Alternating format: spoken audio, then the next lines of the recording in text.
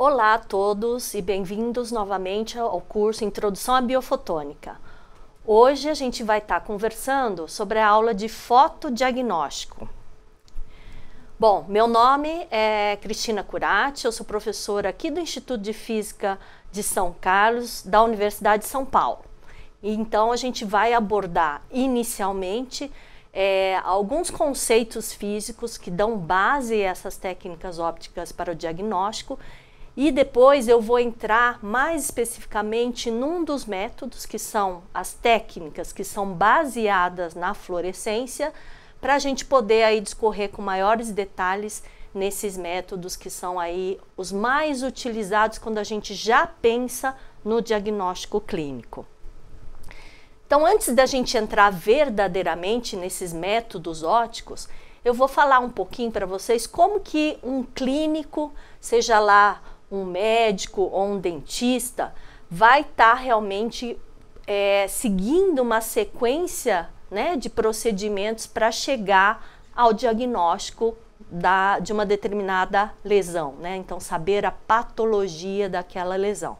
Então, o primeiro procedimento que o clínico faz com o paciente, né, quando ele chega no consultório, é a anamnese. A anamnese é um procedimento que é uma entrevista, uma conversa com esse paciente, onde esse médico ou médica vai estar coletando informações com relação ao desenvolvimento daquela lesão, né? Vai estar perguntando para o paciente, mas desde quando você tem essa alteração? Existem sintomas associados a essa lesão? A lesão dói? Você tem uma alteração sem te coçar ou tem alguma outra queixa com relação a essa? E dentro, né, a esse histórico de desenvolvimento da lesão, o médico já vai estar coletando essa informação que vai ser importante depois para o diagnóstico, né? Além disso, na anamnese, não apenas aquela lesão, aquela alteração específica, mas, claro, tem todo o histórico clínico daquele paciente, né? Se já teve alguma outra patologia associada, se tem outro histórico de outras lesões, e novamente nessa conversa se tem aí um histórico mais detalhado da evolução dessa alteração. Posteriormente a isso, o clínico então vai o quê? Avaliar o paciente, principalmente então se a queixa principal é essa lesão, vai fazer o exame clínico dessa alteração. Então, nesse exame clínico, basicamente, o profissional vai estar fazendo uma visualização macroscópica dessa alteração, vai olhar ali alterações, tanto em termos de coloração dessa lesão, como em termos da estrutura, da superfície. Também usa um exame que é chamado de palpação, então nesse sentido, né, ele vai realmente sentir a consistência, se é uma lesão que é fixa, se é uma lesão que é móvel, se é uma lesão endurecida, tá? Então, novamente, essas informações todas são importantes para, na cabeça desse clínico, a gente estar entendendo o que é essa lesão. Em caso em que se exista a suspeita daquela lesão em termos de possivelmente ser um câncer ou não, então ter um nível de malignidade, ou então apenas com o exame clínico, a anamnese, realmente não se tem ideia do que é aquela lesão, o médico vai promover uma biópsia, que é um procedimento em que a gente retira ou uma amostra daquela alteração, e isso normalmente ocorre quando uma lesão é maior, né? Ou então se remove aquela lesão como um todo, né, se é uma lesão pequena, né?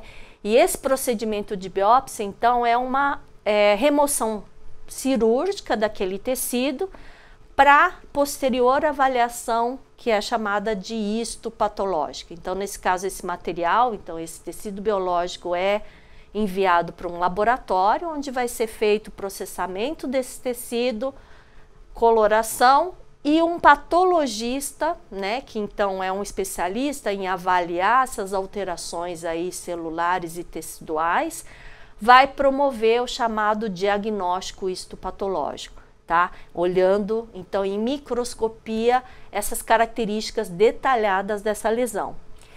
Essa avaliação histopatológica é o que a gente chama de padrão ouro, ou seja, é o que vai nos dar o diagnóstico final daquela alteração. Então, como eu falei para vocês, é uma análise bem detalhada e que vai então retornar o laudo desse patologista para o clínico falando, olha, essa é uma alteração benigna, essa é uma alteração inflamatória, ou não, já é uma alteração no tecido que a gente tem alterações aí, por exemplo, de níveis diferentes de displasia, ou até pode se chegar ao diagnóstico aí de um câncer, tá? E então essa rotina, então todos esses procedimentos vão estar sendo executados, né? Quando um paciente busca ali o diagnóstico de uma determinada lesão, tá? Então vocês verificam que a gente tem fases aqui que são realizadas dentro do consultório, então com o paciente ali na cadeira ou na maca, né, de avaliação ali pelo médico ou pelo dentista, e tem uma porção aqui que é laboratorial e que isso requer aí tempo. Então normalmente esse tecido vai ser enviado para o laboratório e, lógico, dependendo aí do município, dependendo, né, de quanto que você tem acesso a esses laboratórios e pela própria daí volume desses laboratórios, às vezes esse resultado vai chegar depois de uma semana, 2 semanas, então novamente ele requer um tempo de análise, tá? E tem aqui então na cadeira do paciente, né, ou seja, clinicamente a gente tem algumas limitações, até que ponto o clínico pode ter um verdadeiro entendimento das características daquela lesão, tá? E todo esse desenvolvimento que a gente vai estar discutindo mais detalhes, né, ao longo dessa aula, vem justamente para, será que durante o exame clínico não tem como a gente trabalhar com métodos que vão aumentar já o poder desse clínico em avaliar ali, que a gente fala in situ, ou seja, no próprio paciente, e ter características um pouco mais detalhadas, principalmente características bioquímicas daquela lesão, tá? Então, a grande motivação para o desenvolvimento desses métodos ópticos aqui é justamente olhar de maneira que a gente possa otimizar e melhorar esses procedimentos de avaliação clínica. Como eu falei para vocês, a visualização é um dos procedimentos mais utilizados nesse exame clínico. Então, ou seja, será que eu não posso modificar um pouco como eu ilumino o tecido biológico? Será que eu não tenho como eu tirar informação dessa iluminação diferenciada e com isso correlacionar mais com a patologia desse tecido biológico? Então aí vem a grande motivação dessas técnicas aí para novamente otimizar o grau ali, o entendimento dessa avaliação no próprio paciente, né, dessa lesão, tá?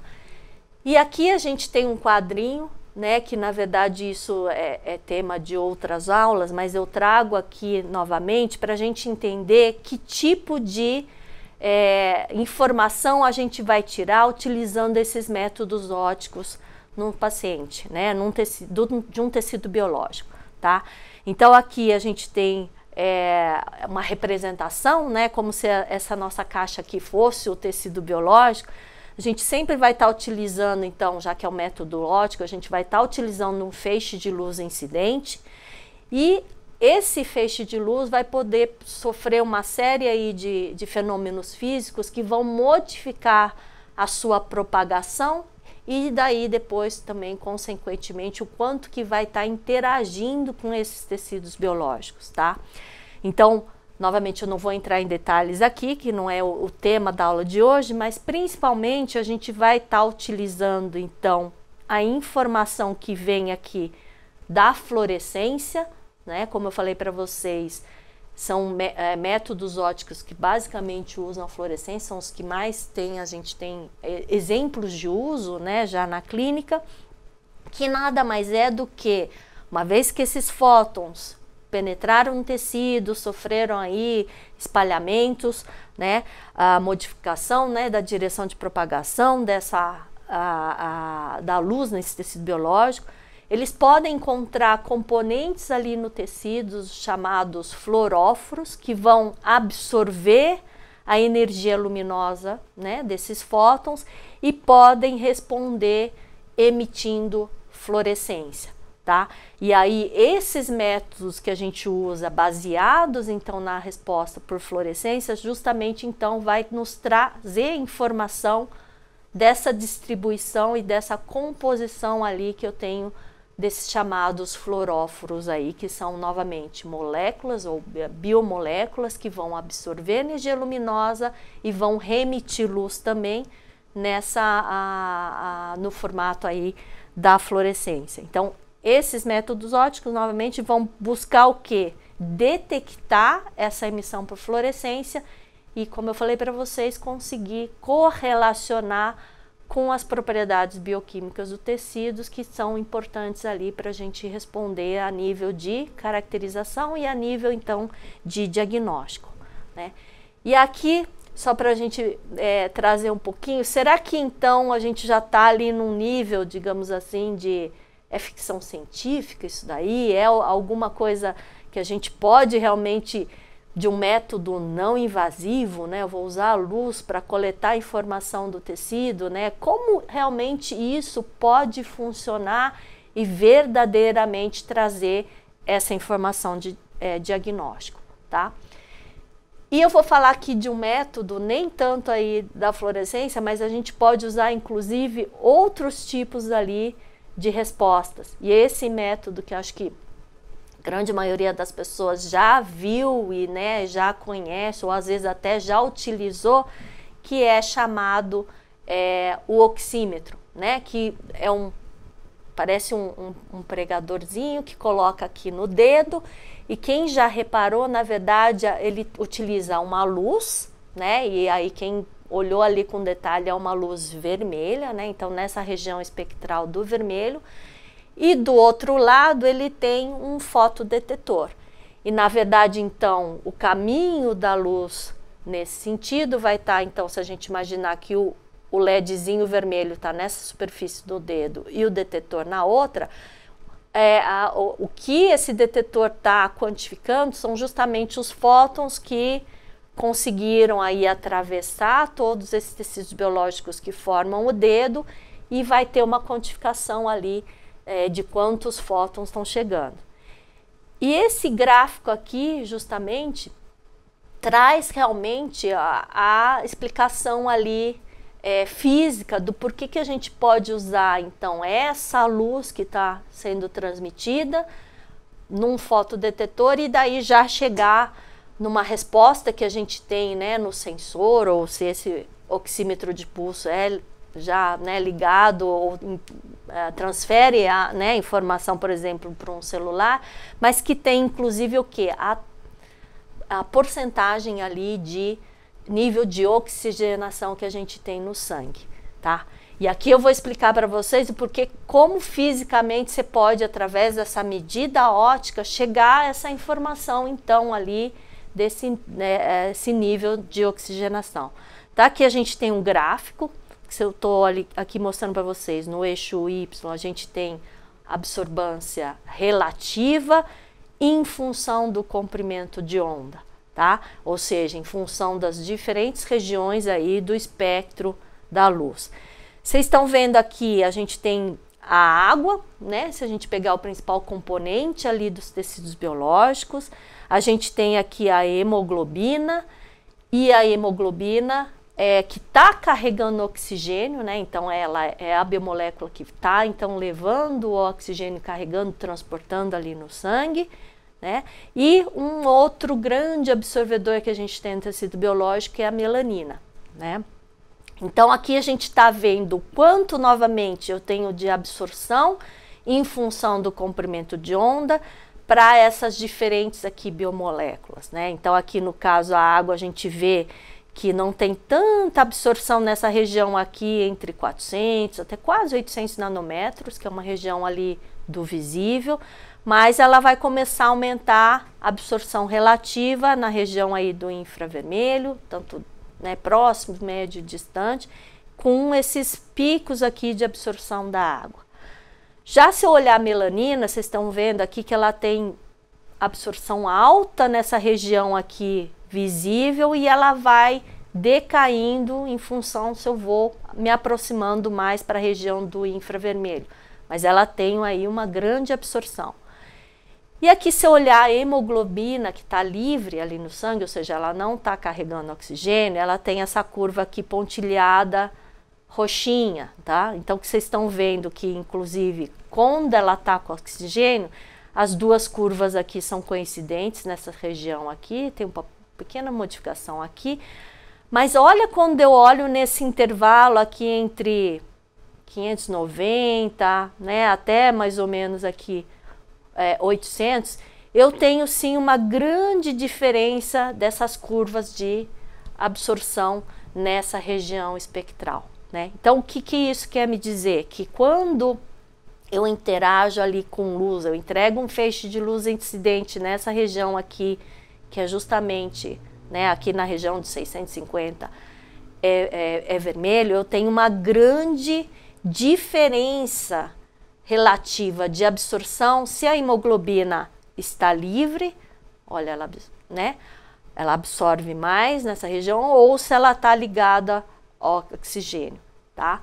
E aí justamente isso é que a gente consegue utilizar a luz vermelha nesse sisteminha aqui. É lógico que daí você tem uma série de estudos que justamente vê qual que é a propagação novamente ali da luz vermelha nesses tecidos biológicos. Então, porque o sangue é um dos componentes, a hemoglobina é um dos componentes que eu tenho toda essa trajetória da luz, né, aqui nos tecidos que compõem o dedo, tá? Mas se consegue modelar, né, ou seja, ter toda essa quantificação, pensando nessa propagação dos fótons de luz vermelha entrando aqui nessa superfície, o quanto que chega, e depois, por essa modificação específica dessa relação aqui na região do vermelho, novamente da hemoglobina livre ou carregando oxigênio, que a gente pode montar um sisteminha como esse, que é o oxímetro de pulso, que nos dá essa informação bastante precisa em termos de quanto está o nível de oxigenação, né? E mais recentemente com, né, a pandemia de Covid-19, que uma das consequências, né, dessa infecção era justamente diminuir a capacidade de, né, respiratória, as trocas gasosas no pulmão, que entrou aí um grande uso, esses sistemas realmente que a pessoa poderia monitorar, inclusive em casa, né, qual que era o nível de oxigenação. Então, não a gente inclusive tem métodos que já são utilizados há bastante tempo, que justamente a gente tem o uso da óptica para ter uma informação diagnóstica. Mas aí a gente também, vocês podem perceber que no final das contas, se a gente usa a luz, né, a gente tem um certo limite, até que tipo de informação, principalmente quando a gente considera profundidades nos tecidos biológicos, né, se eu uso a luz, né, porque é uma região ali espectral de radiação que vai ter uma grande atenuação dos tecidos biológicos, né, e como consequência a gente não vai ter tanto profundidade de penetração nos tecidos, né. Então aqui é só para relembrar e mostrar que no final, se vocês perguntarem, mas Cristina, será que eu consigo então iluminar o tecido aqui via pele e aí transcutâneo e aí passar por todos esses tecidos, penetrar e ter uma informação diagnóstica, por exemplo, no osso, que está lá profundo, né, nesses tecidos, tá? Então eu já garanto para vocês que não é por métodos ópticos que a gente vai ter informação em termos dessas propriedades químicas aí do osso, porque a luz a gente vai estar tendo grande atenuação aí por absorção, por fenômeno de espalhamento, e no final das contas a gente tem uma informação diagnóstica muito superficial, tá? E por isso até que inclusive vocês vão ver nos exemplos que eu vou estar trazendo para vocês e mostrando que a gente vai estar olhando principalmente esses tecidos que são de recobrimento, pele é um dos que a gente, né, tem acesso direto, então vamos ter uma informação bastante interessante em pele e mucosas, né, ou seja, que são aqueles tecidos que recobrem, né, por exemplo, boca, os órgãos ocos, né, então desde que a gente tenha novamente acesso direto ou à iluminação ou a uma fibra óptica que a gente consiga levar via endoscopia, porque eu tenho que ter a interação e a coleta da luz ali diretamente naquele tecido, né? A gente só tem então novamente essa informação bastante superficial. E na área de câncer, né? Então principalmente aí dos carcinomas, que justamente a origem, né, dessas células neoplásicas ocorre nesses tecidos aí epiteliais que são bem de superfície. Essa informação é bastante interessante, mas então você já sabe que tem limitações, né? Onde a gente consegue utilizar essas técnicas e onde, né? Para que tipos de lesões realmente tem indicação de uso, tá? E eu trouxe essa foto aqui para vocês, né? Essas imagens, para vocês realmente poderem visualizar esse fenômeno de fluorescência. Inclusive que, na verdade, não é um método que começou a ser usado na área médica, mas sim esse fenômeno, né? Aqui é uma foto aí datada de 1900, ali da década de 1920, e que esse empresário ali na área de mineração, na verdade, usava uma luz aqui, uma lâmpada com luz ultravioleta, então uma iluminação ali diferente da luz branca, uma energia que realmente tem aí a capacidade, lembra, de promover aí uma grande excitação de moléculas aqui constituintes, né, dessas pedras, dessas rochas, e induzindo a emissão de fluorescência desse material, ele conseguia discriminar e já fazer uma primeira seleção de que era um mineral lá de maior característica ali de econômica, né? Ou seja, um mineral de maior poder ali econômico. E aqui só para, né, vocês visualizarem né, como que a gente pode detectar e ter uma diferença ali de fluorescência. Aqui nessa cubeta a gente tem um fluoróforo, que inclusive é um fluoróforo que a gente tem nos tecidos biológicos, que é a chamada porfirina, né? Ela está diluída aqui em água. Aqui na entrada vocês estão vendo, eu estou iluminando essa solução com um laser verde, é um laser ali na região de 532 nanômetros. E aqui vocês estão vendo no caminho ali de propagação desse feixe laser, eu não vejo mais a luz verde, eu vejo aqui uma luz alaranjado avermelhada, né? Então da onde vem? Eu não estou iluminando essa amostra com um feixe de luz verde e um feixe de luz aí com essa coloração avermelhada. Mas sim, o que está acontecendo é justamente esse fenômeno de as porfirinas que estão nessa solução absorveram a energia luminosa dessa luz, né, desse laser verde, e já estão então promovendo a excitação dessas moléculas e reemissão da fluorescência. Então, no caminho óptico de propagação deste feixe laser, a gente visualmente observa essa fluorescência. Ou aqui nessa imagem a gente vê ali, né, também esse caminho óptico, tá? E aqui nessa outra a gente vê ao fundo da cubeta o espalhamento ali do laser. E esquematicamente, né, o que está acontecendo? Então aqui a gente está trazendo, né, o esquema das transições eletrônicas que estão ocorrendo, né, nesse fenômeno de fluorescência. Então aqui eu tenho o estado fundamental, nível de energia de menor energia da molécula, né? No momento que a gente está entregando, né, a energia luminosa, por exemplo, com feixe laser, essa molécula pode absorver essa energia luminosa e sofrer esse processo de transição eletrônica para um estado excitável, ou seja, um nível maior de energia.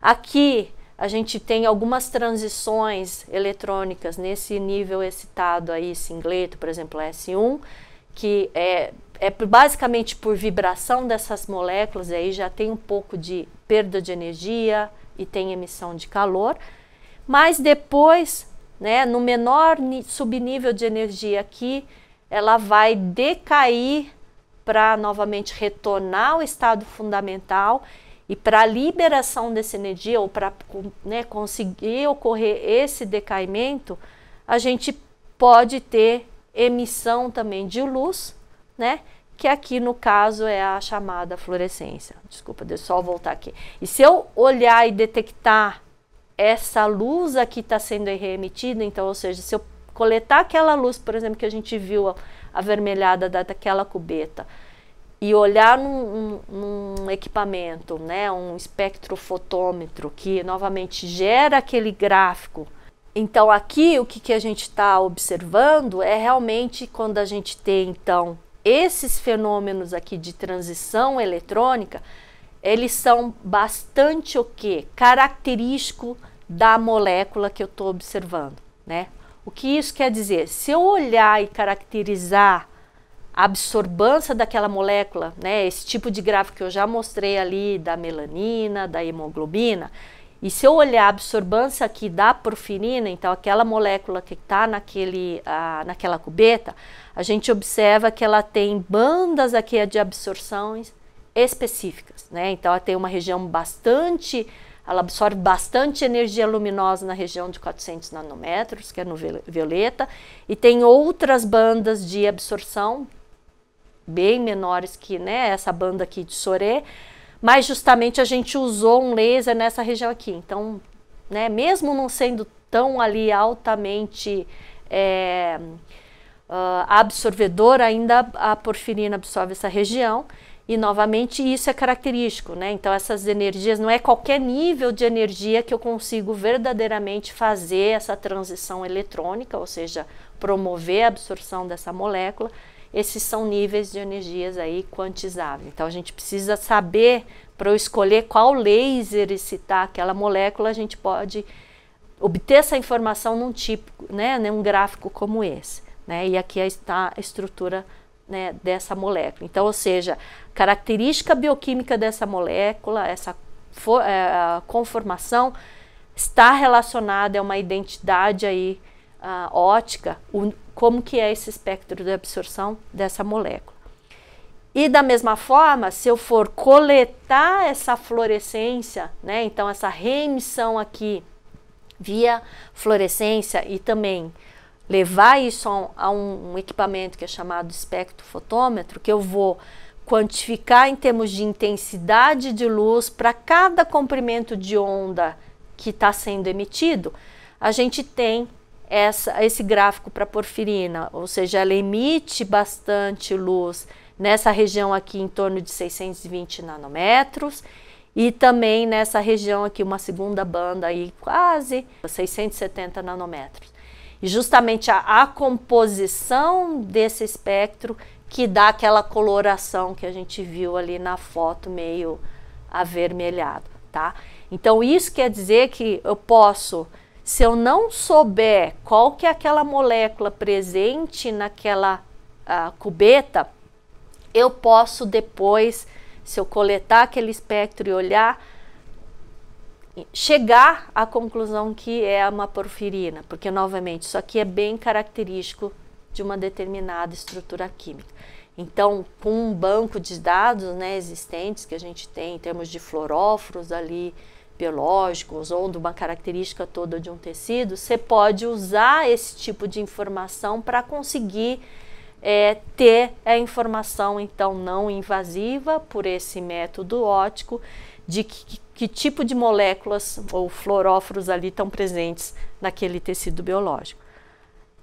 A grande complexidade quando a gente muda entre um espectro ali de fluorescência de uma molécula isolada, né, que tem bandas ali específicas, quando eu já olho para um espectro, por exemplo, aqui no tecido biológico, né, esse é um espectro característico do tecido, vocês veem que nessa curva aqui azul a gente tem uma única banda e bem larga de emissão, né, que se a gente olhar, né, na verdade, porque no tecido biológico a gente tem ali uma grande mistura de composição bioquímica, né? Eu não tenho uma única biomolécula, eu tenho várias. E todas elas vão estar contribuindo ali individualmente para a formação desse espectro que a gente fala aí amplo de emissão, né? E aí o trabalho aqui que a gente tem é justamente analisar e comparar as modificações, por exemplo, de um espectro de fluorescência de uma pele normal. Qual que é a diferença quando a gente tem já um câncer de pele, né? E aí, dentre os cânceres de pele, se a gente tem um carcinoma basocelular, que é o mais comum, ou um carcinoma espinocelular, ou um melanoma, que é um tipo de câncer menos comum, mais agressivo. Então, será que tem modificações aí espectrais que eu vou conseguir distinguir, né? E daí vocês vão ver ao longo dos exemplos que sim, a gente tem, porque durante a evolução do câncer e dependendo do tipo de câncer, a gente tem modificações dessas propriedades bioquímicas e isso acabam modificando novamente todos aqueles fenômenos, né, que a gente tem, tanto de propagação da luz, como quanto que vai estar ali interagindo, e na hora que a gente coleta aquela luz, a gente, né, a detecção da fluorescência, a gente pode daí correlacionar com essas alterações e fazer esse diagnóstico, tá? Então, só para resumir o que a gente já vem falando, então a gente, lógico, vai depender, né, da interação da luz com o tecido biológico, a gente vai depender desses fenômenos que vão estar ocorrendo, tanto de absorção como espalhamento, mas como eu comentei com vocês, hoje a gente vai basicamente aqui se focar realmente nesse fenômeno de fluorescência que tem dependência, então, da constituição de bioquímica desses tecidos biológicos, então, principalmente quais fluoróforos biológicos estão presentes, os tipos e, lógico, concentrações relativas que a gente tem, e isso vai estar nesse resultado da fluorescência detectada, né? E também, como a gente vai mostrar, a gente tem, inclusive, uma dependência espectral. Se eu mudo um pouco o comprimento de onda que eu uso ali, de excitação ou iluminação desse tecido, a gente vai ter uma resposta de fluorescência diferenciada, porque eu vou olhar fluoróforos distintos, né? E também modificações naquele microambiente, inclusive, então, estado metabólico do tecido também modificam a resposta da fluorescência. Então, é um método que tem bastante sensibilidade para alterações, então, tanto bioquímicas como de metabolismo dessas células, né? E com isso a gente vai conseguir tentar, então, discriminar aquele tecido, né, em função dessas modificações, tá? Esse aqui é uma tabelinha que é retirado aqui de uma referência, que a gente tem, então, como eu falei para vocês, uma caracterização das principais biomoléculas que realmente têm essa característica de emissão de fluorescência, ou os chamados fluoróforos endógenos, né? E tem aqui diferentes tipos de moléculas, tem, por exemplo, proteínas que são importantes, né, estruturalmente.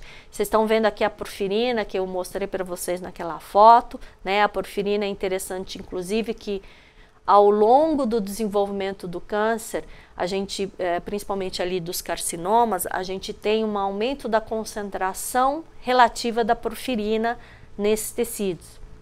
Olha só que interessante, se tem esse aumento relativo característico com relação ao desenvolvimento do carcinoma e é uma molécula fluorescente, vocês vão imaginar que a gente acaba utilizando isso como se fosse um biomarcador para a detecção do carcinoma. E tem aqui, como vocês estão vendo, outros tipos de componentes, né, que são importantes, inclusive, na respiração mitocondrial, que então estão relacionadas com o metabolismo daquela célula, né?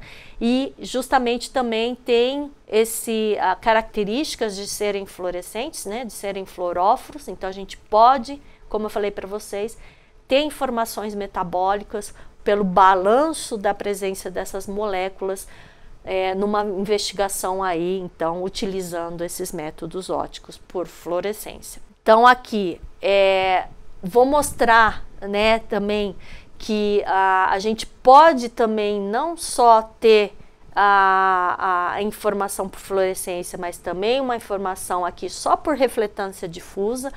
Mas aqui eu trouxe esse exemplo para ficar mais claro a diferença, como eu estava comentando com vocês, que a gente tem uma informação superficial, né?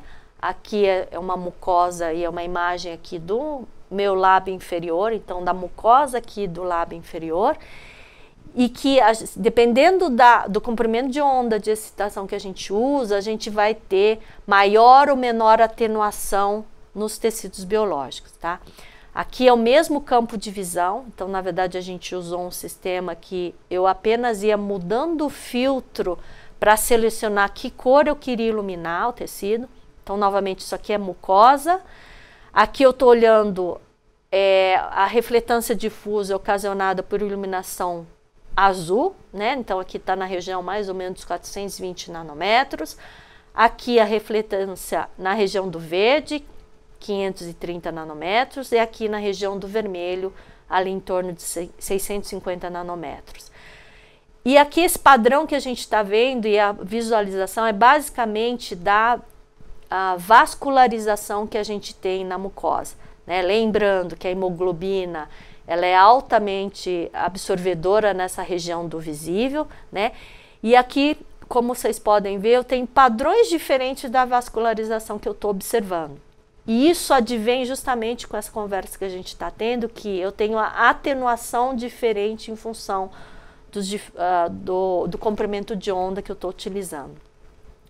O azul, se a gente olhar o padrão da vascularização, que são essas regiões aí escuras, né? Lembrando, a alta absorção, aquela energia, a gente não vai ter refletância daquelas regiões, né? Provenientes dessas regiões aí.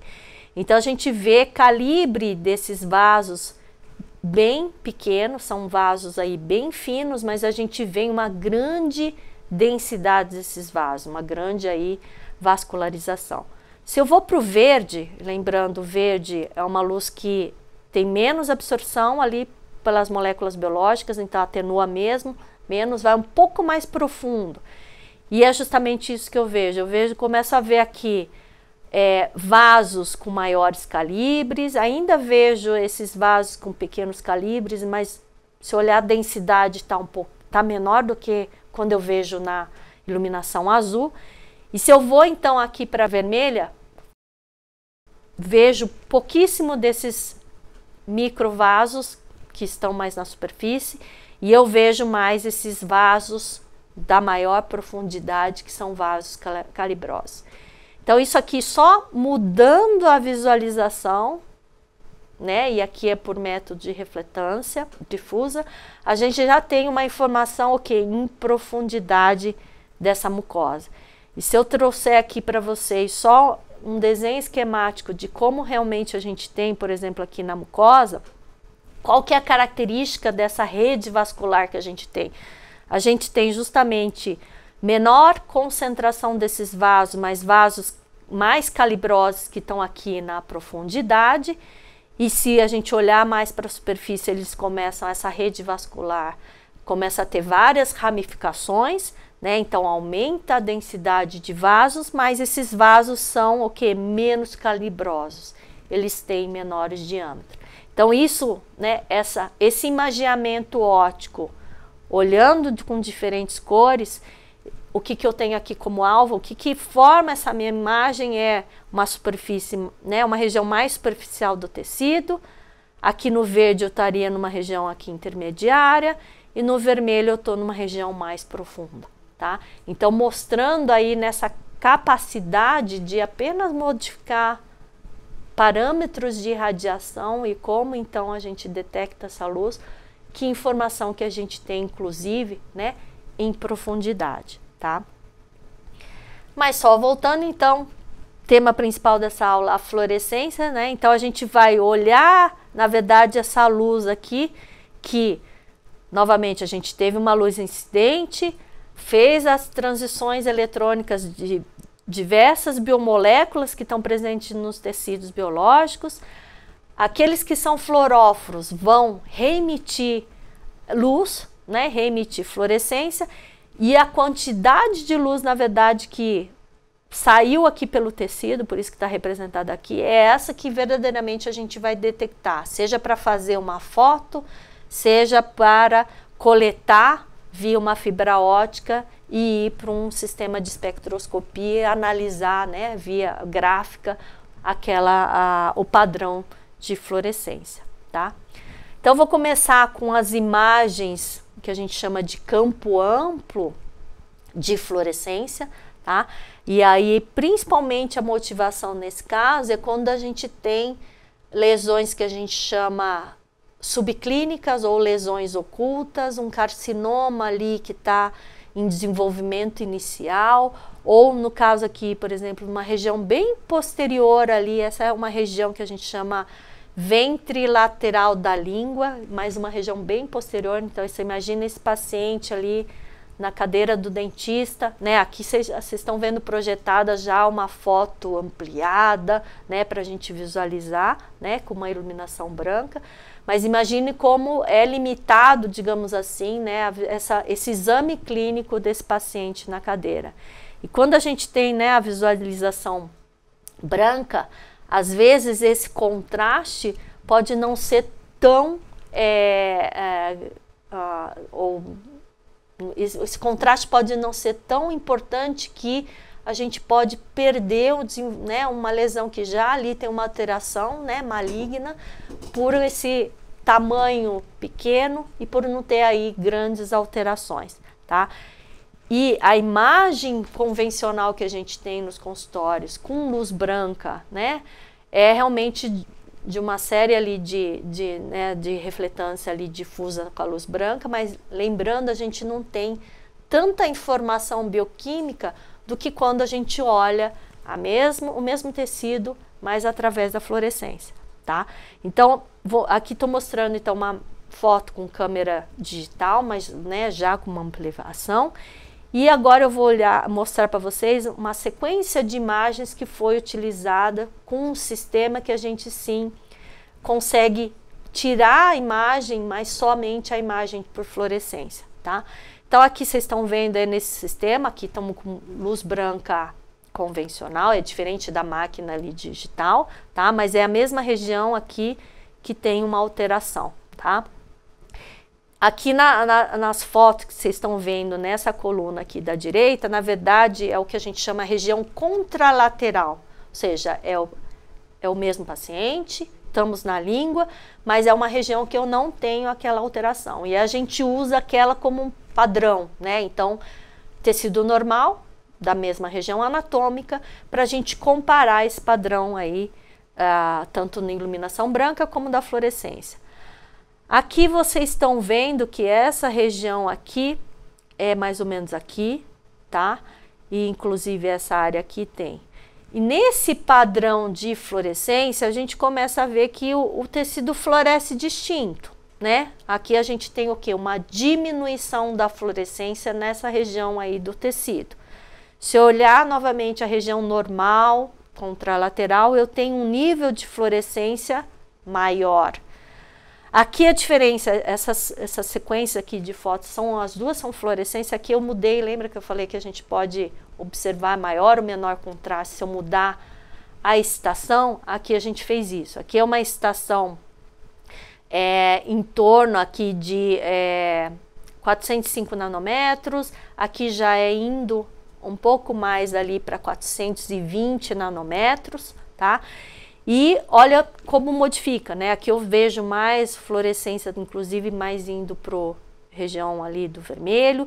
Mas se eu comparar essas duas imagens, né? Aqui eu tenho maior contraste de visualização, né? Dessas margens, dessa alteração, né? Eu tenho uma informação um pouco mais detalhada, tá?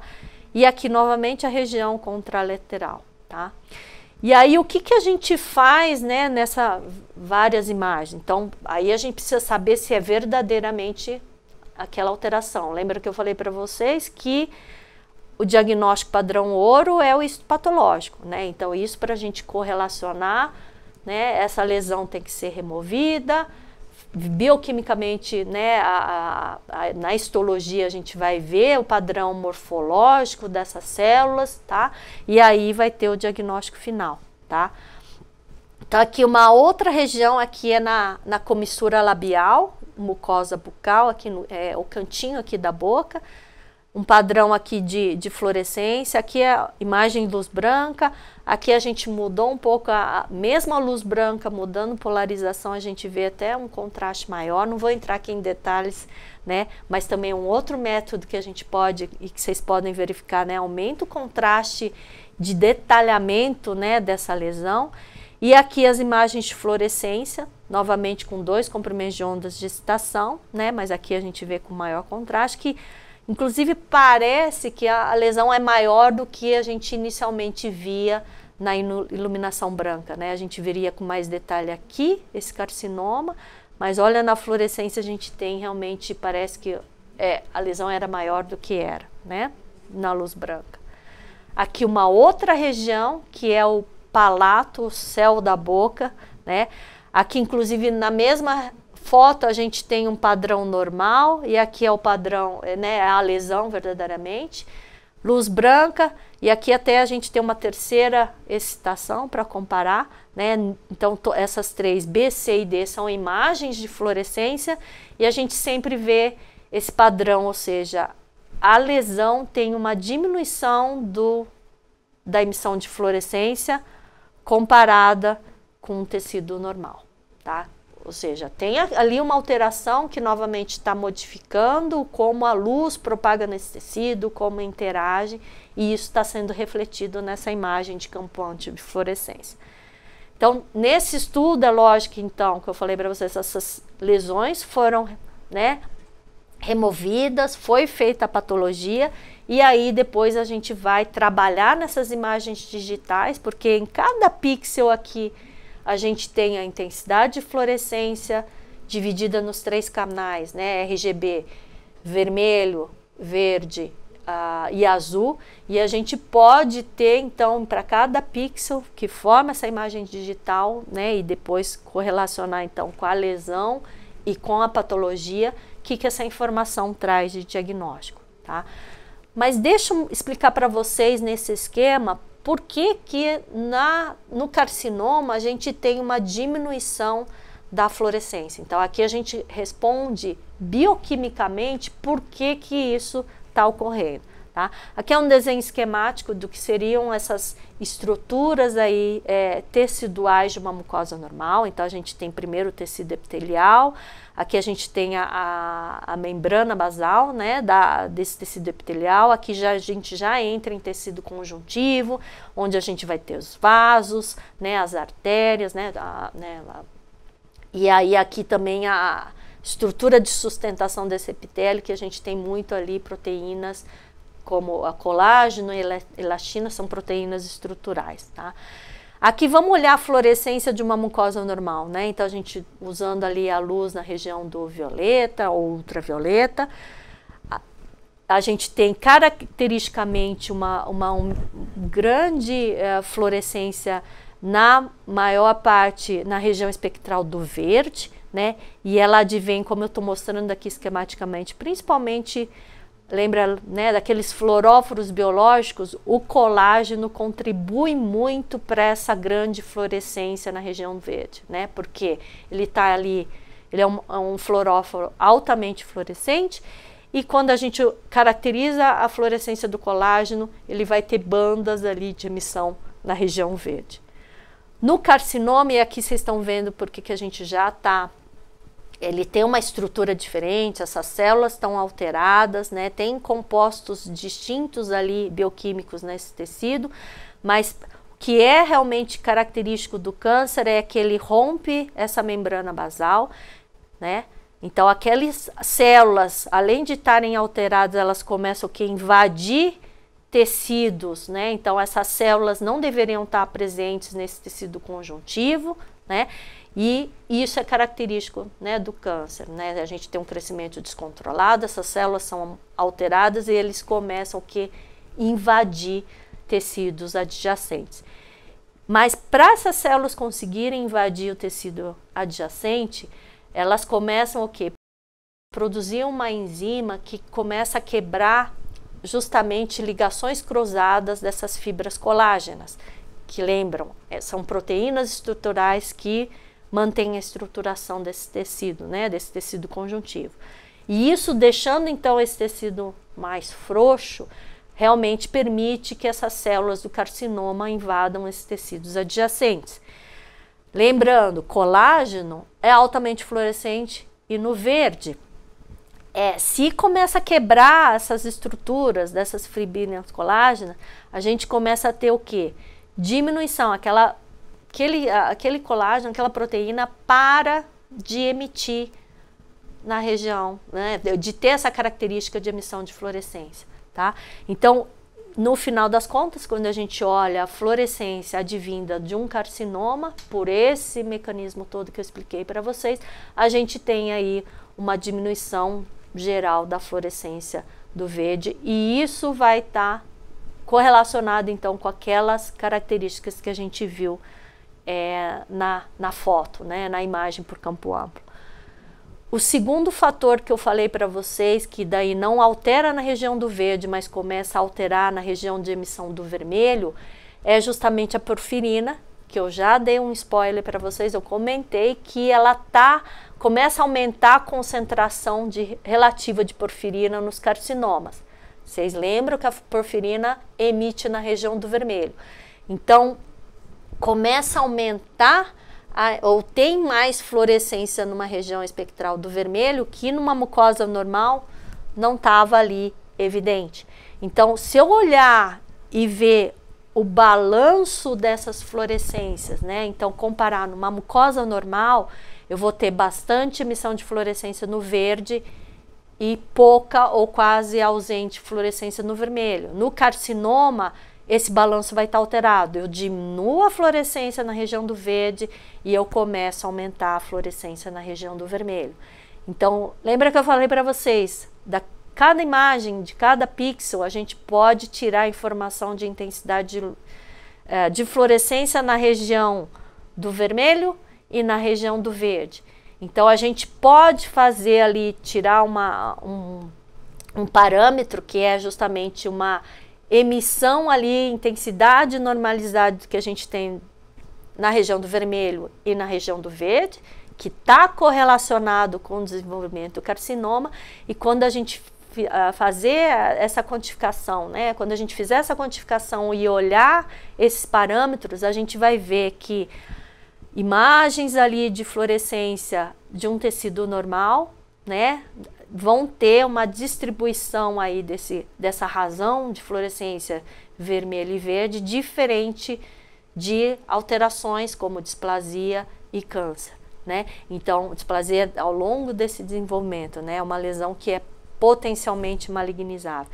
Então, se a gente gerar uma curva, né, ou gerar, desculpa, uma linha ali de corte, né, que a gente julga que eu vou discriminar, a gente pode gerar um algoritmo no computador, né, fazendo essas correlações e, por exemplo, gerar um mapa aqui de intensidades, ou um mapa aqui que eu vou olhar qual que é o nível de probabilidade que eu tenho entre 50% a 100% ali de ser câncer, né? Então, vocês estão vendo aqui numa região de borda lateral de língua, eu tenho uma alteração, né, uma lesão, e esses cores aqui mais intensas é realmente que tem maior probabilidade ali de ser uma região de câncer ou de ser displasia, tá?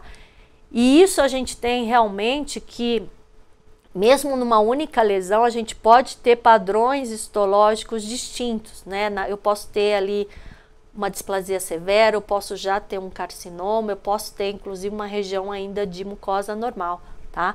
Então, imagina para um cirurgião como difícil é delimitar as bordas para fazer uma ressecção, ou antes, lembra que eu falei para vocês, numa lesão grande, precisamos escolher o local da biópsia, né, desse tecido, né? E imagina se eu tenho essa possibilidade de histologias diferentes, esses padrões, né, numa mesma lesão. Se não fizer a coleta adequada de histologia, às vezes a gente pode perder um diagnóstico precoce de um câncer, né, por falta de uma escolha interessante. E aí talvez essas técnicas de imagem novamente, que traz mais informação in situ no paciente, né, dessa lesão com mais informação bioquímica do que a luz convencional e somente a refletância, né, para auxiliar nesse diagnóstico, tá? E aí, aqui essas letrinhas depois foram então feitas, olhada a histologia específica, né, de qual que era a patologia desses sítios, e como vocês podem ver, realmente tem uma correlação bem grande dessa informação aqui, tirada por fluorescência e aí gerada nesse mapa de cores falsas, né, que realmente onde aqui o nosso processamento pela imagem de fluorescência falou ali tem alta probabilidade de ser câncer, realmente deu câncer, e regiões aqui não coradas por esse mapa era por exemplo, uma região normal, tá? E isso então foi feito no estudo, né, clínico, que a gente precisa correlacionar, mas no final das contas esse nível aí que a gente fala que são parâmetros importantes para a gente definir se um método diagnóstico é ou não eficiente, são essas taxas de sensibilidade e especificidade, né? A sensibilidade é você ter um câncer e o seu método diz que é o câncer, então quão sensível ele é para diagnosticar aquela patologia, né, que você está focando. E a especificidade é o que era normal e foi também diagnosticado como normal, né? Porque a gente também não pode ter um método que fale tudo ali é câncer e nisso ter muitos casos de serem normal, né? Então, você ter os falsos aí, ou falso negativo ou falso positivo. Mas essas curvas que tem, né, e dão esses valores aí acima de 90, né, ou em torno de 95, acima de 95, são métodos aí bastante eficientes aí de detecção, tá? E aí a gente pode também utilizar sistemas mais compactos, né, que possam ser mais portáteis e usar então também a fluorescência. Eu vou usar aqui um exemplo para vocês que não é câncer, né? Então só câncer que a gente realmente consegue diagnosticar. Esse é um tipo de lesão que é chamado de queilite actínica. Ela também tem alta correlação com alta exposição solar e é uma alteração que dá principalmente em lábios, né, tanto inferior como superior, em populações que têm o fototipo mais baixo, né, em populações que têm pouca concentração de melanina, que é o nosso fotoprotetor natural, e normalmente são em populações de trabalhadores que têm alta exposição e exposição crônica solar, né, trabalhadores rurais, aqui no caso muito eram né, trabalhadores rurais ou pescadores, né, que acabam então tendo aí essa alta exposição. Da mesma forma então, que já tem, né, a gente sabe muito bem a alta correlação dessa exposição crônica solar com desenvolvimento do câncer. A queilite actínica é uma lesão que a gente chama então potencialmente malignizável, porque, né, não alterando e não tratando, né, essa patologia, ela pode evoluir, no caso então aqui especificamente para um câncer de lábio, tá? E aqui só mostrar então também nessa visão de melhorar o contraste de visualização dessas alterações. Olha o mesmo lábio, né, ou seja, o mesmo paciente, a gente olhando numa iluminação branca convencional. Então, qual que é a caracterização que o clínico, que o dentista pode olhar esse lábio, e o quanto que a gente tem aqui de aumento de contraste, né, dessas áreas aí mais claras, mais escuras, de emissão de fluorescência, que, como a gente já viu, elas têm correlação com esse progresso, né, de desenvolvimento maligno, e que aqui no caso que eu falei para vocês, eu acho que a grande importância aqui é justamente a gente poder ajudar, guiar o dentista a selecionar a área aqui de biópsia, porque é claro, né, o dentista não vai, o paciente não vai querer ter 3, 4 sítios de biópsia, ou seja, remover ali amostras dessa lesão, né, porque esse lábio está todo acometido por essa lesão, né, e pela fluorescência, então, como a gente já tem essa correlação de menor intensidade de fluorescência, tem mais probabilidade de ser uma alteração aí, displasia severa ou já um carcinoma, a gente pode auxiliar nessa nesse guia, né? E aí a gente pode, então, como eu falei para vocês, processar esses dados, né? Então aqui novamente é a imagem, né, colorida, os 3 canais, e a gente pode segmentar essa informação, né, nas regiões do vermelho, verde e azul, né? E isso, para cada caso, a gente pode olhar especificamente para cada um desses canais. Aqui no caso da quelite actínica, nem foi ali a região verde, vermelho, mas a gente observou que principalmente a informação era mais importante na região espectral do verde, tá?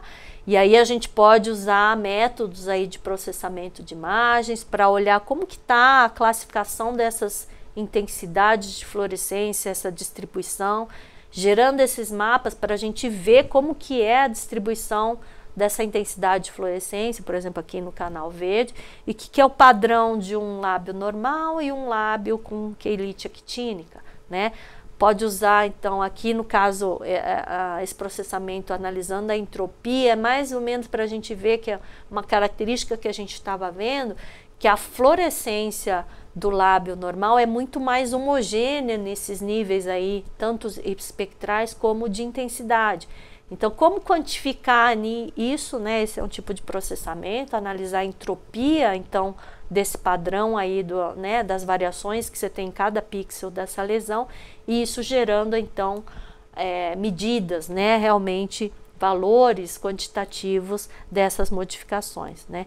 E aqui, então, os dados, né, vocês estão vendo que, se a gente olhar a sensibilidade, especificidade, são inferiores quando a gente olha câncer, né, normal versus câncer, e isso biologicamente a gente vai ter, né, essa menor realmente especificidade e sensibilidade, porque lembrando, essa é uma lesão que tá, se a gente pegar os dois extremos, normal e câncer, né, a quelite actínica, ela pode estar nesses diferentes níveis aqui de progressão, né, e ela tá, então, nesse intervalo entre normal e câncer. Então é claro que uma discriminação com o normal não vai ser tanto como o carcinoma e o outro extremo, que é o normal, tá?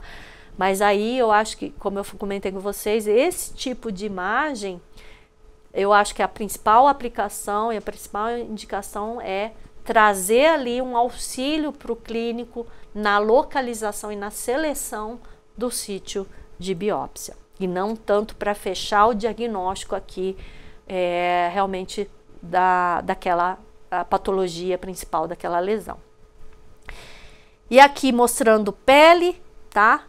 A queratose actínica é nessa mesma, né, similar à quelite actínica, que é a quelite actínica, digamos, a patologia é só aqui para a região do lábio. Queratose actínica, qualquer posição ali da pele, mas ela também é uma alteração ocasionada, né, por prolongada exposição à radiação solar, e essas alterações ocasionadas aí, principalmente então, né, pela porção aí ultravioleta do sol, né, por isso a importância de se usar protetores solares, e mas que então pode evoluir para um câncer e precisa fazer o diagnóstico. Se qualquer nível já de displasia ali entre moderada e severa, você tem que fazer um tratamento dessa lesão, né, para evitar a progressão para um câncer. Novamente com aquela ideia, qual que é o contraste que eu tenho? Iluminação branca convencional, e aqui tá a canetinha da dermatologista que identificou a lesão para a gente tirar a foto, seja por luz branca e depois por fluorescência. Então olha aqui, né, dependendo do olhar, se não é bem treinado, né, lógico que um dermatologista com anos de experiência na identificação dessas lesões já fica visualmente fácil, né, mas eu acho que vocês concordam aqui comigo que quando a gente olha a mesma lesão e olhar a fluorescência e não a refletância por luz branca convencional, contraste da onde está a lesão versus o que é normal é muito mais evidente, tá? E aqui no caso já um carcinoma basocelular, então novamente é o principal, é o câncer mais comum, né, que a gente tem. Também aqui a gente consegue visualizar bem na luz branca, mas eu acredito que as margens aqui, as bordas, ficam mais evidentes esse contraste do que é o normal versus do que é a alteração, tá?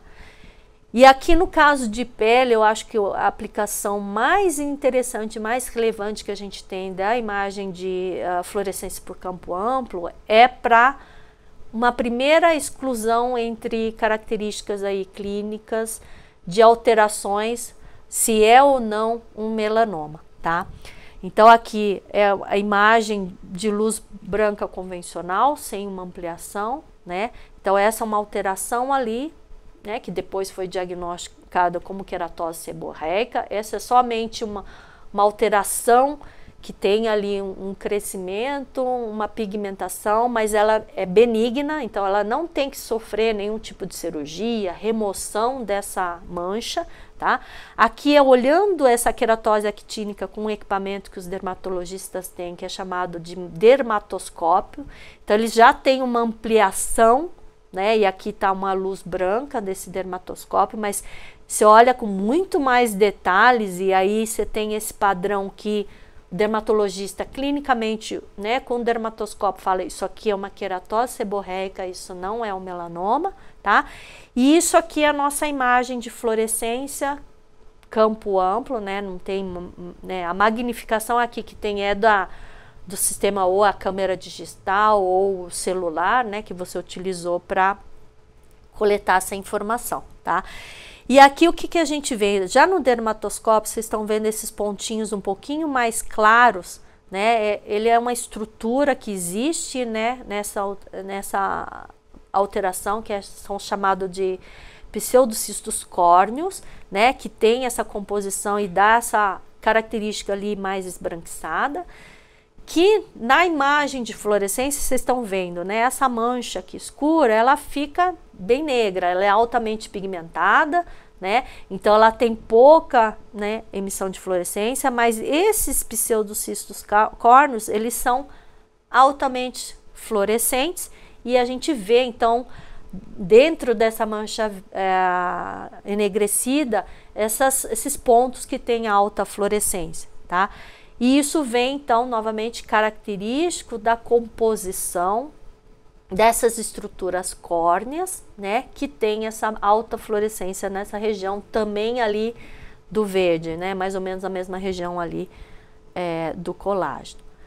Já o melanoma, né, então aqui, se a gente olhar só uma visualização macroscópica, sem muita ampliação e só em luz branca, é muito semelhante à imagem que a gente vê da queratose seborreica.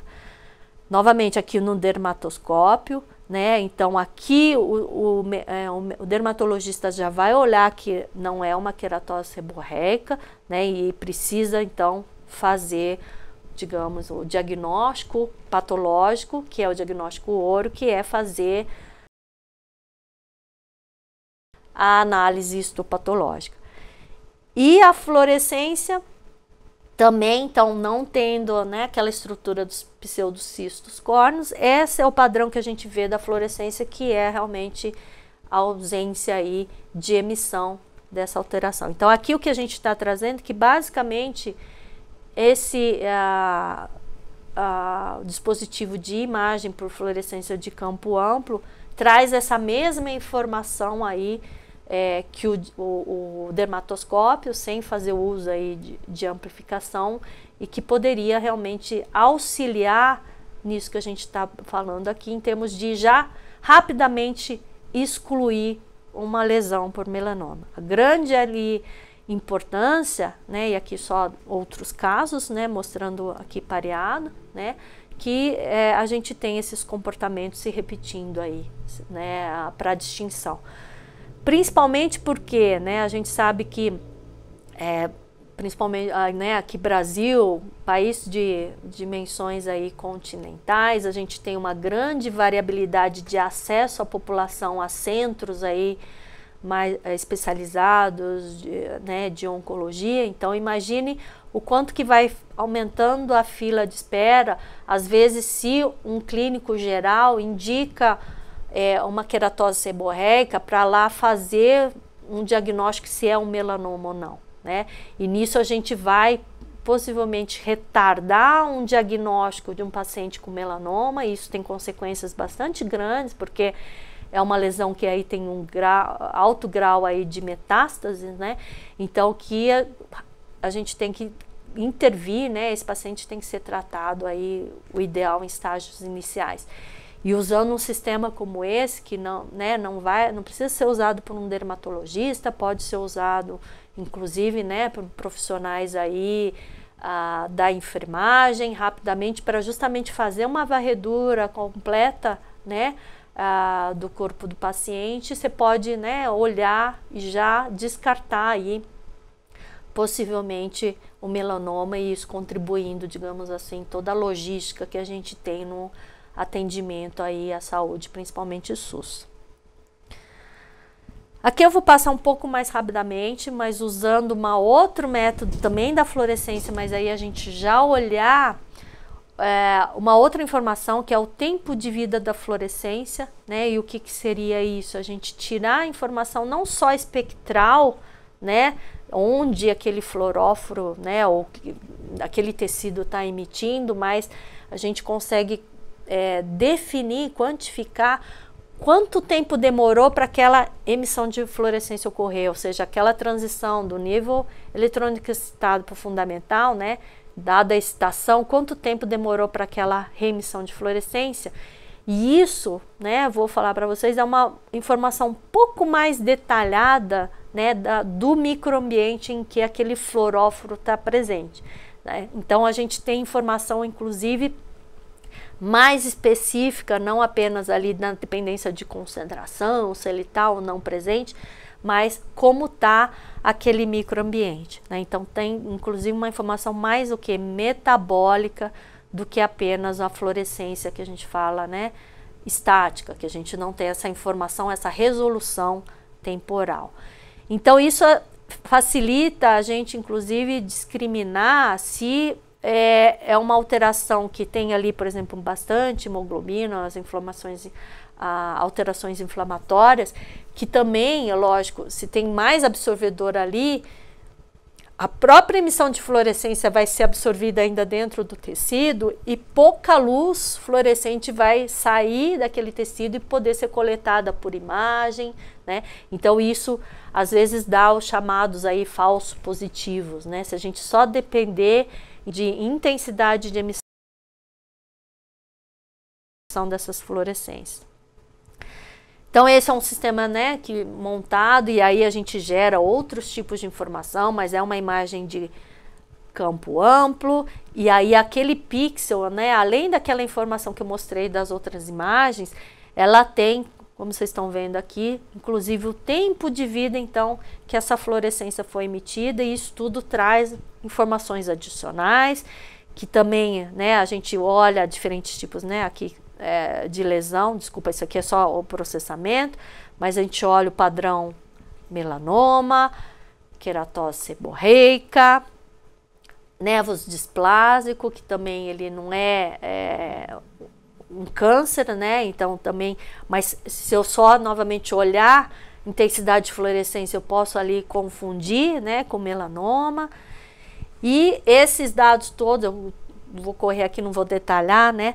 Mas a gente processa esses dados, tira uma série aí de análises, né, que são dados aí multivariados, mas o importante aqui é a gente olhar mais esses gráficos aqui, que aqui a gente tem inclusive discriminação dos tipos diferentes de câncer, carcinoma basocelular, espinocelular, melanoma, e o que confunde, que eu falei para vocês, alterações ali benignas, que podem, né, ser confundidas, mas vocês estão vendo que a distribuição dessas diferentes cores ali correlacionadas, né, com esses aqui são 3 tipos de câncer, que são alterações, né, benignas, a gente tem aí um potencial de discriminação bastante interessante para daí realmente auxiliar novamente no diagnóstico clínico, né, antes da gente ter ali, inclusive, a informação pela patologia, que demora aí tempo de processamento e resposta. Só para sair um pouco o potencial de outras áreas, né, não só na área de câncer, né, e tecidos moles, né? Na odontologia também se usa bastante a imagem de campo amplo de fluorescência para olhar estruturas dentárias, né? Estruturas dentais e de materiais restauradores, né? Então aqui novamente um sorriso, a gente vendo, né, a qualidade aqui dos dentes apenas na iluminação branca. Aqui, né, um olhar mais acurado, o dentista já logo vê aqui tá a restauração, tá? Mas novamente que nível de contraste a gente tem olhando a fluorescência. E aqui principalmente o bom uso disso, a gente ter mais qualidade de contraste para olhar a interface, né, ou seja, entre dente e resina, material restaurador, como está essa qualidade da interface, justamente para avaliar se esse material tem que ser removido, tem que ser, né, se já tem algum tipo de alteração que pode ser evidente de uma recidiva de cárie, né, ou aqui tem uma alteração, né, do que advém essa alteração, né, que aqui, lógico, ficou meio...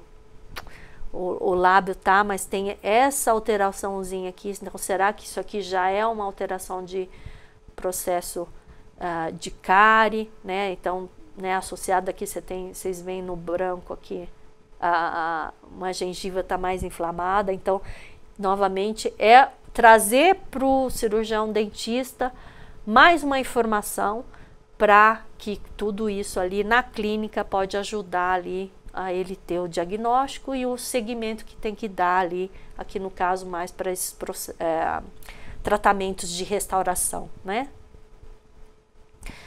Aqui, isso aqui fica bem interessante, esse paciente tinha removido os brackets, né, que são aqueles estruturzinhas que são coladas nos dentes para tratamento ortodôntico, e a colagem é feita com uma resina, né? Então é um material diferente do que é composto os tecidos duros dentais, né? Que é principalmente a hidroxiapatita. Então você já imagina, a hidroxiapatita tem uma característica fluorescência, a resina vai ter outra. Luz branca a gente não consegue evidenciar bem, né? Se sobrou ali resina e eu preciso remover. E olha aqui na fluorescência como fica muito mais evidente. Então, novamente, você pode ter esse aumento do contraste que auxilia o dentista. Aqui eu ainda tenho espessura de resina, preciso lá remover. Lógico, esse material você não pode deixar ali, porque vai ser um material que vai ter mais adesão bacteriana, formação de biofilme, isso pode evoluir para cárie, né? Então, você não vai deixar ali esse material sobre o dente. E aqui vocês estão vendo um paciente que faz uso, né, do tratamento ortodôntico. Uma das coisas que também a gente utiliza é justamente para motivar e auxiliar no caso de identificações de regiões que o paciente precisa melhorar a escovação, né? Então a escovação é um processo mecânico para remover ali o biofilme bacteriano, né, que é causador da cárie, né? E tem bactérias ali cariogênicas e elas produzem o quê? Porfirina, novamente a porfirina, né?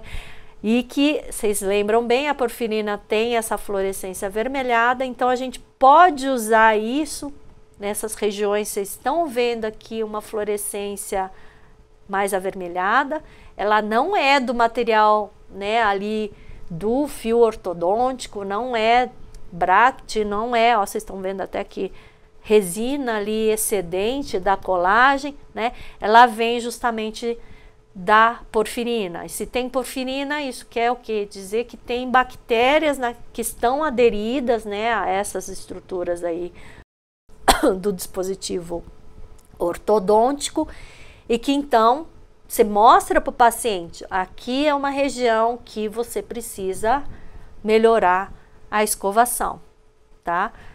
Da mesma forma também, né, mostrar uma foto dessa para o paciente, identificar regiões críticas, né?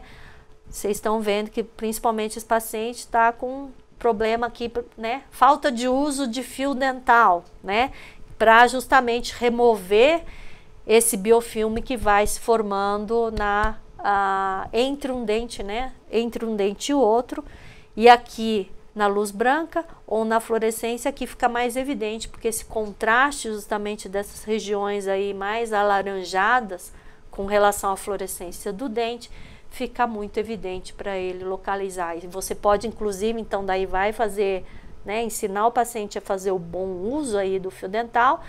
Você pode tirar uma foto antes, depois de fazer o uso do fio dental, tirar outra foto e verificar se teve ou não eficientemente ali a remoção do biofilme, ou se já tem ali, e aqui no caso, né, pela imagem a gente até vê, na verdade já tem cálculo dental, então tem que ter, né, o procedimento já com a raspagem, né, do dentista. Então só o fio dental aqui não vai ser suficiente, né, mas justamente então, inclusive você pode melhorar então também essa identificação, tá? Aqui um paciente que removeu o fio de contenção ortodôntico, então também região aí de grande, né, concentração aí de biofilme bacteriano. Agora eu vou mostrar um outro tipo de método que a gente pode usar, né? A gente estava comentando aí especificamente em termos de imagem de fluorescência de campo amplo. Aqui a gente já vai trazer um tipo de sistema, esse não está comercialmente disponível, esse aqui foi desenvolvido pelo grupo da professora Rebecca Richards-Corton, da Rice University, em Houston, no Texas, e ela montou um sistema, né, que aqui vocês estão vendo numa caixinha, que já vai poder trazer uma informação com resolução microscópica, tá? E como, né, vou explicar rapidamente como esse sistema funciona. Então, nessa caixinha aqui, vocês estão, né, vendo nessa posição aqui, a gente tem uma objetiva de microscópio, então por isso que a gente já tem essa resolução aqui microscópica. Aqui que vocês estão vendo acoplado é um bundle de fibras, né, são fibras coerentes ali, a gente tem milhares de fibras coerentes formando aí, então, esse bando, esse conjunto de fibras, tá acoplado aqui. Aí aqui a gente tem um caminho óptico, tá? Esse aqui é um LED azul, e azul, a escolha dele, né, em 450 nanômetros, é porque, na verdade, os exemplos todos que eu mostrei para vocês anteriores, a gente só obteve a fluorescência natural do tecido, ou seja, a gente não usou nenhum composto exógeno, a gente só coletou a fluorescência dos próprios fluoróforos endógenos. Aqui nesse sistema, para a gente ter sinal suficiente para formar essa imagem microscópica, a gente tem que usar um fluoróforo exógeno. E eu vou falar depois do fluoróforo que a gente usa, mas ele é excitado, então daí que cor de luz eu vou utilizar é justamente na dependência de qual fluoróforo, né, onde ele absorve energia. E esse fluoróforo aí, ele tem absorção em 450 nanômetros, então por isso da cor azul que vocês estão vendo aqui na saída desse bundle aqui na minha mão, tá? Então aqui a gente tem sistemas de lentes e espelhos, então que essa luz azul, lógico, tem que ser direcionada para cá, para ser levada pelo bundle aqui, né? Iluminar o tecido que eu quero, né, em contato a investigar. Aí, então, o fluoróforo vai ser depositado aqui nessa superfície, vai absorver essa energia luminosa, a fluorescência vai estar sendo emitida. Então, mesmo o bundle que leva a luz de excitação, ele vai coletar a fluorescência da superfície, né, emitida e que saiu pela superfície desse tecido, vai ser direcionada aqui novamente, passa pela objetiva. Aqui eu tenho um espelho que vai deixar passar a luz fluorescente, vai barrar essa luz aqui da excitação. Novamente um conjunto de lentes que vai direcionando. Aqui tem um segundo espelho e aqui está a câmera que vai detectar ali o sinal, né, de luz que está chegando e formar a imagem, tá? O fluoróforo que a gente usa é chamado de acriflavina. Ele é um composto que é utilizado, tem na composição de um monte de antissépticos, né? Então ele é um composto que, para determinado nível de concentração, e é lógico, uso, né, não vai ser prolongado, vai ser tópico, né, e logo ele é lavado, ele não tem toxicidade importante, né, e efeitos ali relevantes no tecido. Só que por que a gente usa a criflavina? E aí, pensando nessas imagens de microscopia, é um composto que tem afinidade por ácidos nucleicos. Onde a gente tem ácidos nucleicos nas células? No DNA, né? Então, isso quer me dizer o quê? Isso aqui é uma imagem do meu lábio inferior, né? Então, eu passei a criflavina ali com um cotonete no lábio, posicionei aquele bando de fibra, né? Então, o sisteminha já estava ligado, aquilo é conectado no computador. E esses pontos aqui com alta fluorescência que vocês estão vendo é justamente o núcleo das células epiteliais que eu tenho aqui na minha mucosa, tá? Então, olha aqui, novamente, a gente já tem resolução celular, porque eu vejo, a gente consegue, inclusive, tirar as dimensões desses núcleos, a gente consegue o que? Contar o número de células que estão presentes aí nesse campo de visão, e inclusive, né, aqui a gente pode tirar uma relação que é importante, que lá o patologista olha na microscopia, que é a chamada razão de área núcleo e citoplasma. As células de carcinoma, né, elas pela própria atividade e a replicação, elas têm uma razão núcleo-citoplasma, ou seja, o núcleo é maior comparativamente na célula do carcinoma do que na célula normal, né? E isso aqui a gente pode contar, porque seria aqui pixels claros, que tem emissão núcleo, versus pixel escuro, porque essas células estão, né, justapostas, elas, né, formando aqui o tecido. O restante é o que? Citoplasma. Então, a gente pode ter, inclusive, esse tipo de informação. Mas aqui, basicamente, a gente tem já informação da morfologia dessas células e na morfologia nuclear. Só para vocês verem o que já muda na mesma, né, mucosa bucal, mas já na gengiva, um outro tecido, né? Vocês olham que, na verdade, eu já tenho mais uma impregnação dessa criflavina, não somente no núcleo, e aqui eu vou explicar por que isso tem de diferença, porque a gengiva é um tecido mais queratinizado do que a mucosa aqui do lábio ou da bochecha, tá? E a queratina é uma proteína que, né, fica mais ali, né, tá presente na superfície, e ela acaba também o que? Inespecificamente, a criflavina acaba ficando ali também aderida nessa queratina. Então, por isso que vocês veem que não tem tanto contraste aqui, núcleo versus citoplasma da célula, como aqui na gengiva. Mas sim, a gente vê que chega bastante, né, a criflavina na gengiva. Vocês podem ver que até o padrão do núcleo das células da gengiva, né, é o mesmo tecido epitelial, mas em outra região ele é diferente. Aqui a gente tem um núcleo mais arredondado até do que aqui. Também vocês podem ver que a população é o mesmo campo de visão, né? Então, eu tenho um maior número de células epiteliais na gengiva do que na mucosa, e isso tudo novamente traz essa informação em termos da morfologia, né? Então, aqui eu já tenho uma informação suficiente, ou um sinal suficiente para ter uma imagem com resolução microscópica, tá? Então, se eu tirasse apenas a autofluorescência, eu não ia, lógico, ter essa informação, porque o núcleo não tem ali fluorescência nesse nível de intensidade para a gente identificar. Só para mostrar um caso, porque os dois, né, felizmente, na minha boca são tecidos, né, epiteliais normais, mas só para vocês verem tá aí um potencial para diagnóstico que a gente tem, né, na área realmente, novamente, câncer, né? Só que são imagens aqui de colonoscopia, né, e tem pacientes que têm, principalmente, né, uma síndrome genética, que eles acabam desenvolvendo múltiplos pólipos, né, adenomatosos nessa região, então, final do intestino, né, grosso, na mucosa e do colo retal.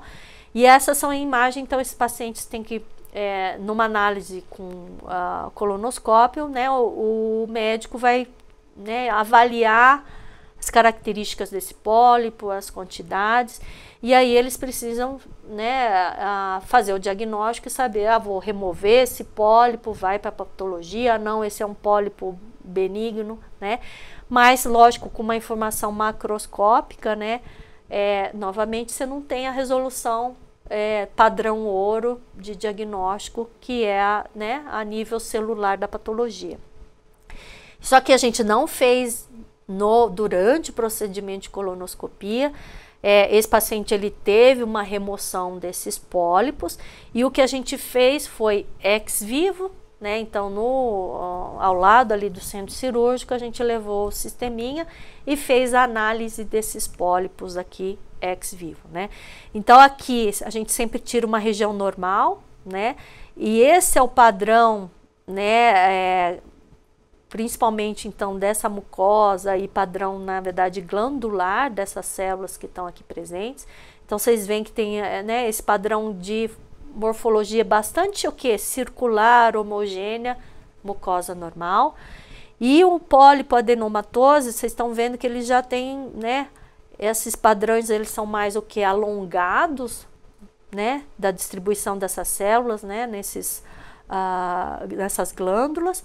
E quando a gente já tem um pólipo adenomatoso, que já está mais com uma cara de alteração ali para displasia, ou até inclusive já indo para carcinoma, né, câncer de colo retal, se eu comparar aqui o normal, eu perdi completamente aquela estruturação, né? Então, se a gente pensar então novamente no potencial disso, e é lógico depois correlaciona, e isso tem correlação com a histologia, ver mesmo esses padrões nesses tecidos, né?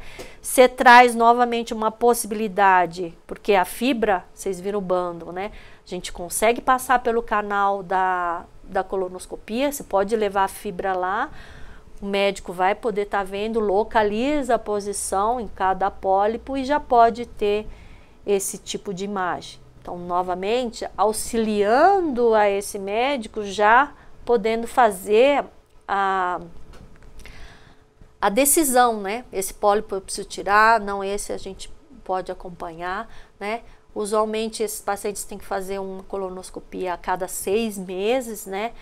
E, na verdade, muitos acabam tendo que remover todos os pólipos ali, para realmente, verdadeiramente, depois chegar à resolução microscópica e ver na patologia o diagnóstico final, né? Então, novamente, a tentativa é sempre trazer informação diagnóstica mais precisa para os exames clínicos.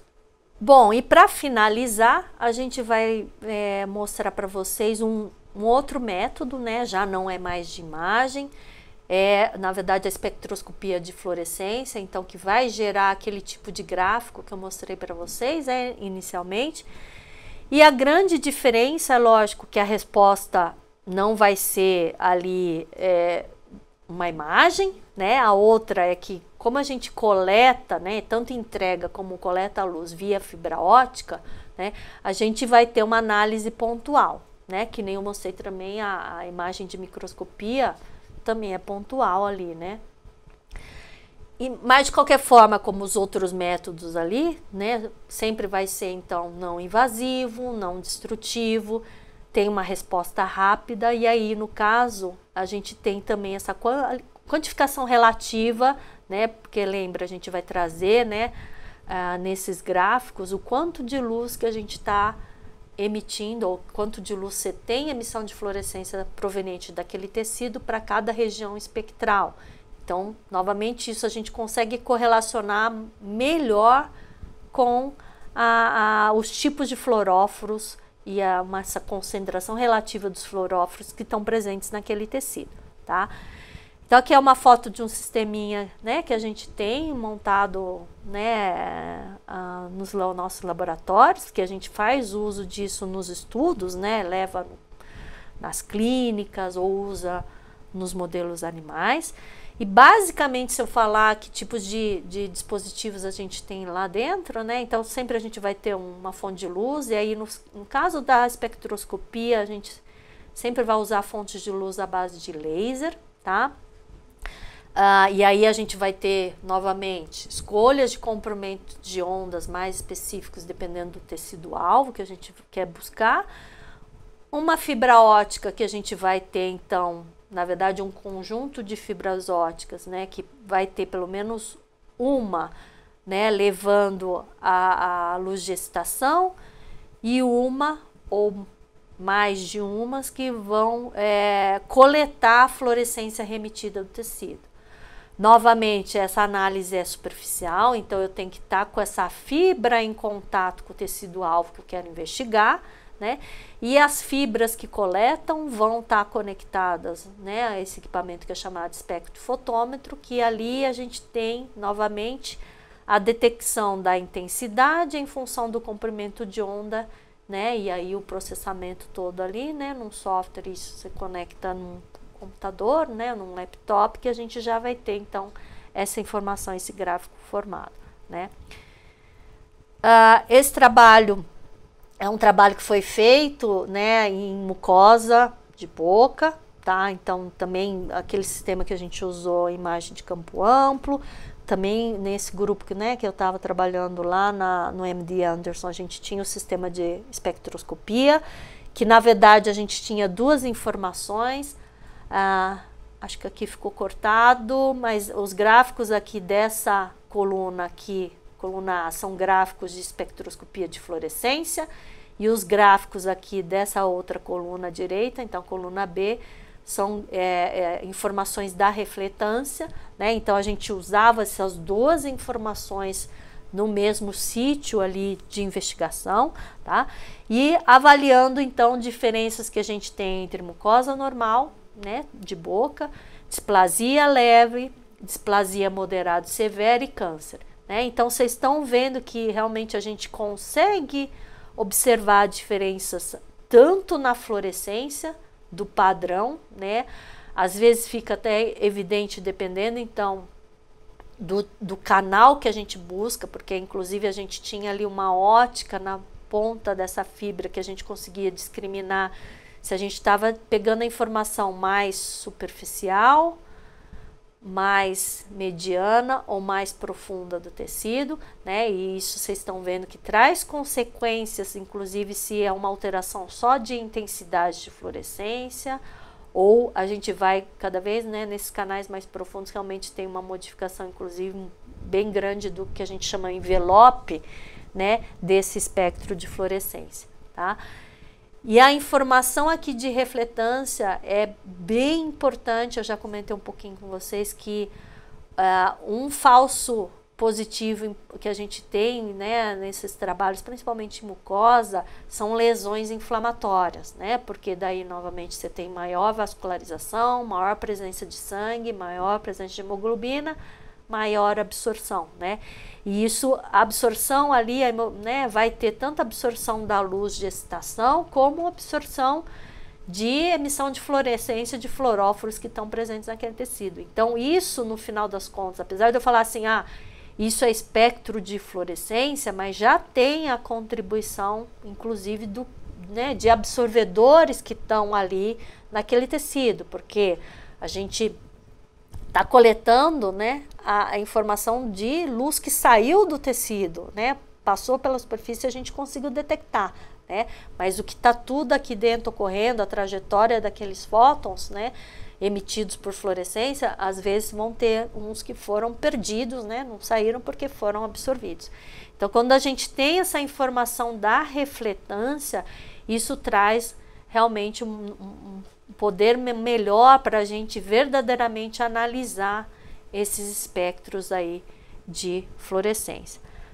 Mas só então de resultados, então a gente tem todo um processamento desses espectros, então também eu não vou estar aqui detalhando para vocês, né? Mas a gente analisa, né, toda o envelope, as variações de intensidades, gera, né, algumas figuras de mérito para a gente conseguir discriminar o que é câncer, o que é displasia leve e displasia moderada e severa com relação à mucosa normal.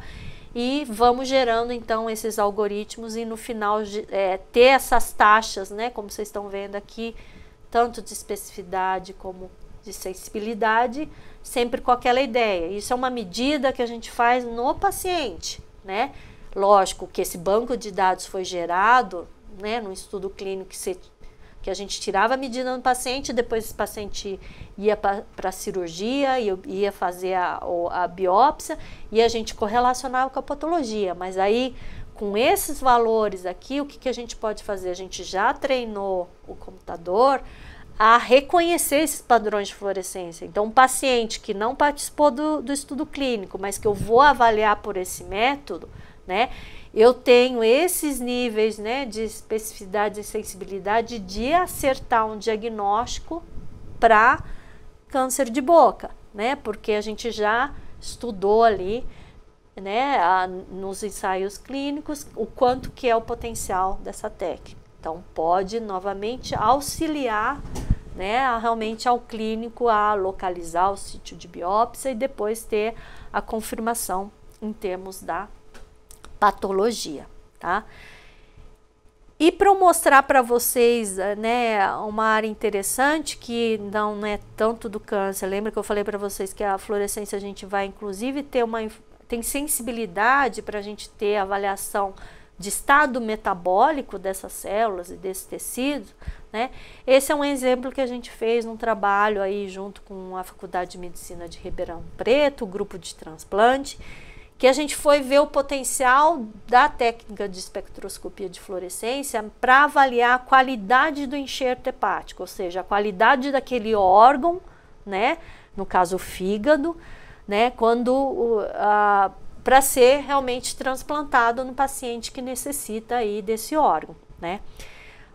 O cirurgião meio que tem, em termos para avaliar a qualidade desse órgão, é lógico, as condições do doador, né? Então a equipe que chega lá para fazer a captação desse órgão vão ver ali as informações bioquímicas e as informações que tem daquele paciente, né?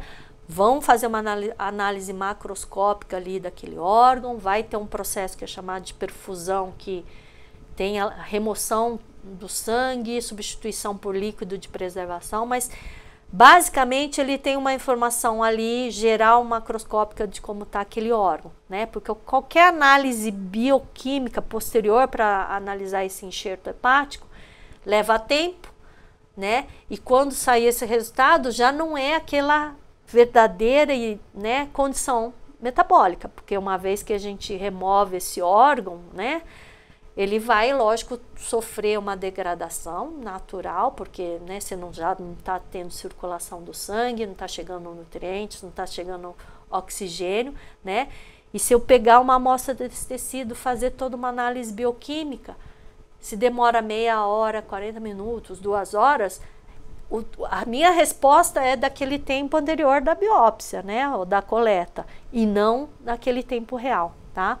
Como vocês viram, esses métodos ópticos têm a gente consegue, né, uma vez gerado o banco de dados, uma vez entendido qual que é a correlação, né, a gente consegue ter uma resposta muito rápida, né, naquele órgão avaliado.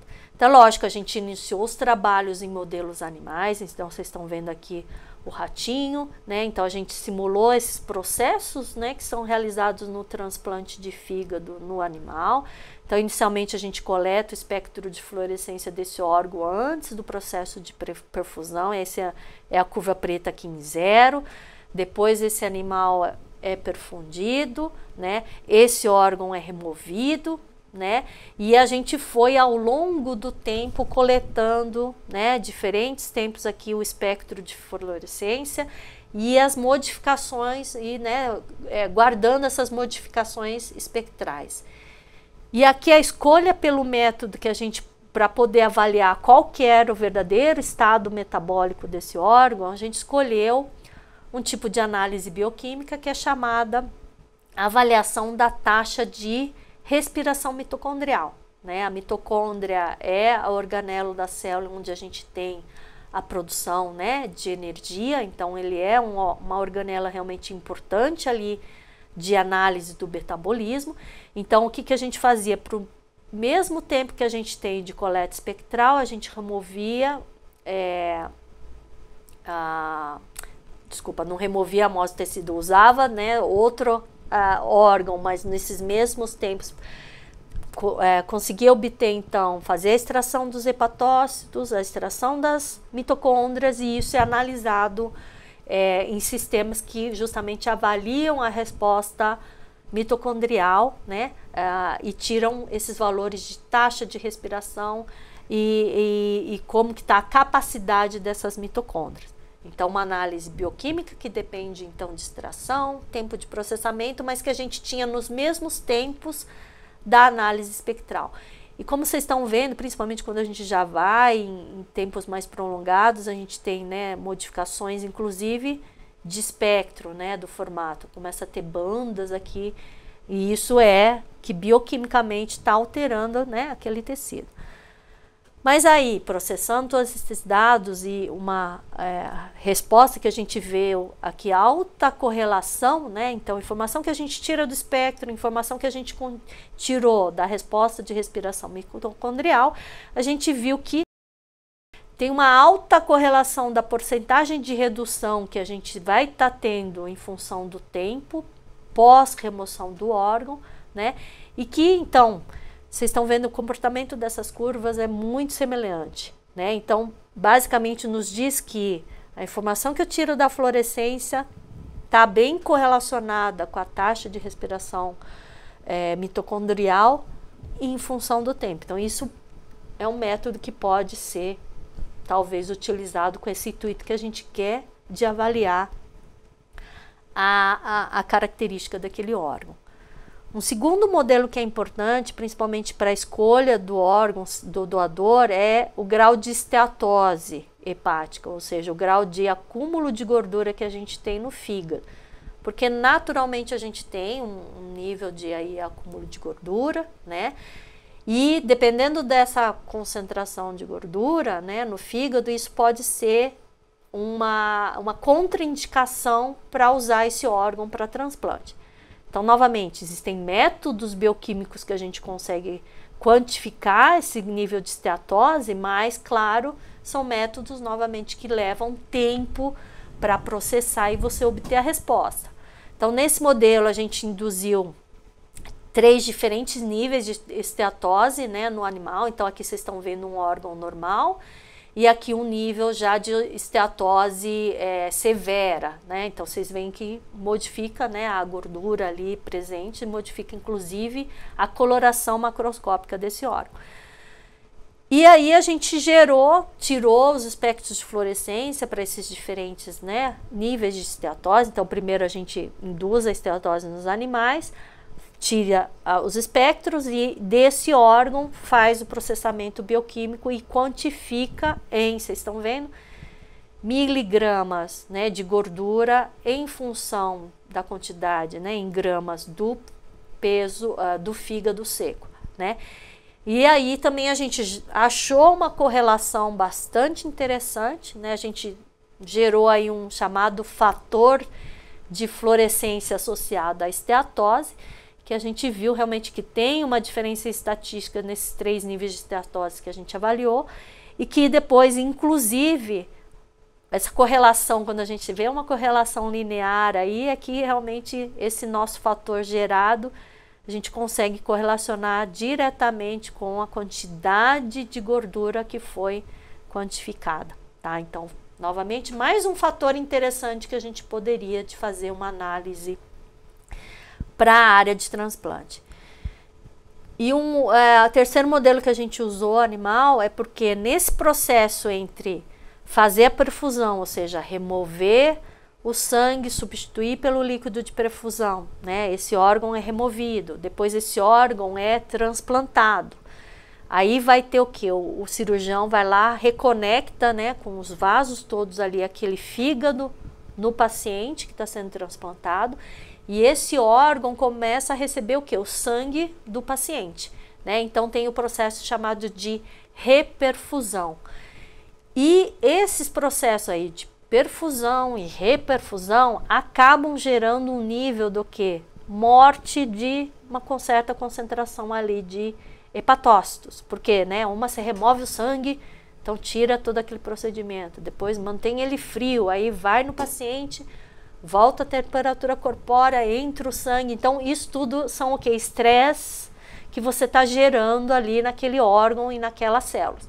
Então aqui também a gente, novamente no modelo animal, a gente fez, na verdade, processos mais simples, né, porque é mais difícil da gente transplantar daí o fígado para um outro rato, mas a gente induziu esses níveis de diferentes indução de necrose ou morte desse tecido pela chamada que a gente clampava, ou seja, tirava a circulação sanguínea, né, daquele órgão e depois deixava retomar a circulação, então induzindo, não igualzinho que a gente tem no transplante, mas um modelo para induzir uma reperfusão ali sanguínea, um nível de isquemia e depois reperfusão sanguínea.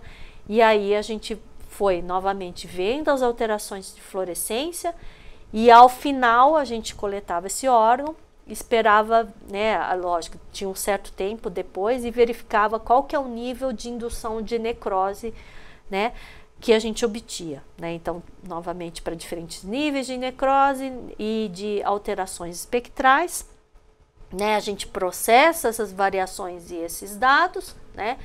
Então, é claro que para maiores níveis de necrose induzidas, a gente tem variações espectrais mais evidentes, né, na fluorescência. E usando esses métodos, né, de análise de dados multivariados, o que a gente obteve é que realmente nosso nível de discriminação ali por somente alterações de fluorescência para a gente prever a necrose que vai ser instalada naquele órgão, a gente não conseguiu grandes valores, né? Então a gente só conseguiu prever se era maior ou menor igual que 85%, tá? Então aqui esse grupo B, né, são necroses que foram induzidas aí maior ou igual que 85% e aqui o grupo A menor que 85%. Então o ideal é que a gente conseguisse aí menores, né, valores aí desde, sei lá, 30%, 50% de valores de necrose seria mais interessante, tá? Mas, novamente, então a gente tem que avaliar até que potencial que a gente tem, né, e qualquer limitação também no nosso processo. Mas, de qualquer forma, com todos esses modelos animais e essa resposta interessante que a gente viu, né, com diferentes aspectos importantes aí para o fígado, pensando em termos de doação, a gente fez um estudo clínico pequeno, né, em pacientes, na verdade em pacientes não, em órgãos que iam ser transplantados.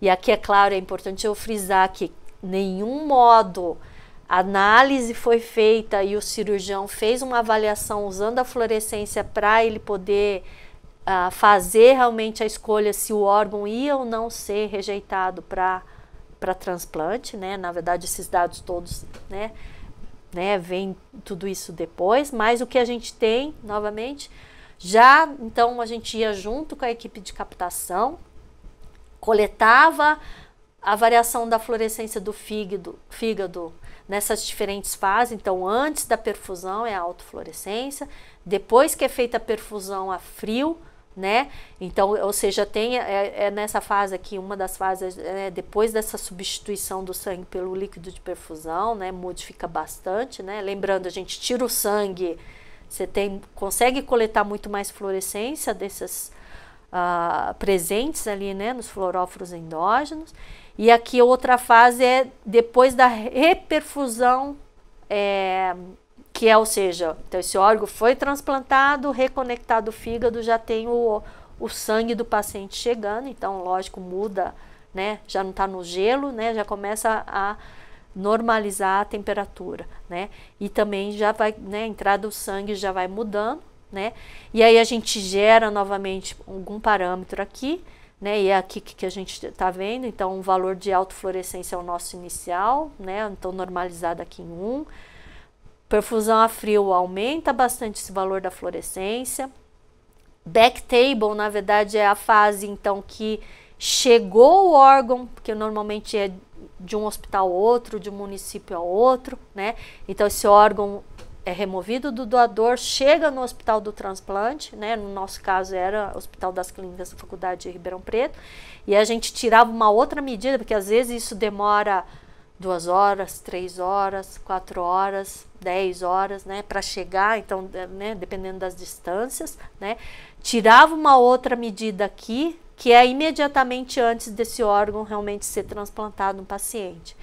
Aqui a gente tem uma medida logo após essa reperfusão, né, então vocês veem que ainda a ideia é a gente voltar a esse nível aqui da autofluorescência, né, esse nível inicial, que é quando removeu do doador, né, e depois a última medida que a gente podia, lógico que a gente não pode ficar esperando o cirurgião, né, vai finalizando a cirurgia, vai estruturando esse paciente para ele, né, logo ser removido, né, da anestesia geral, mas o padrão que a gente vê, né, que, né, a gente está retornando, né, desse estado logo aqui, né, de início da reperfusão, né, mas tem uma tendência desse valor tá caminhando para chegar, se possível, aqui nesse valor inicial, tá? Então esse estudo foi bastante interessante, né, que a gente apresentou aí pela primeira vez um potencial desse método óptico para ajudar aí na avaliação desses órgãos aí para transplante. E aqui, também como a gente teve o tempo de vida da fluorescência que a gente usou para a imagem, a gente também pode usar esses mesmos, a resolução temporal, né, como uma informação ainda mais detalhada. Isso aqui a gente também montou um sisteminha. Aqui eu só trouxe os resultados no modelo animal aí de melanoma, que a gente, né, foi, depois de montar esse sisteminha, a gente quis validar antes para ir para o ensaio clínico, né? E novamente a gente tem aí padrões bastante interessantes, resultados bem altos, né? Realmente que a gente consegue discriminar, né, essas alterações e esses tecidos também com essa avaliação, tá? Tô chegando aqui no final, vou ver, acho que vou bater bem as 2 horas de aula, tá?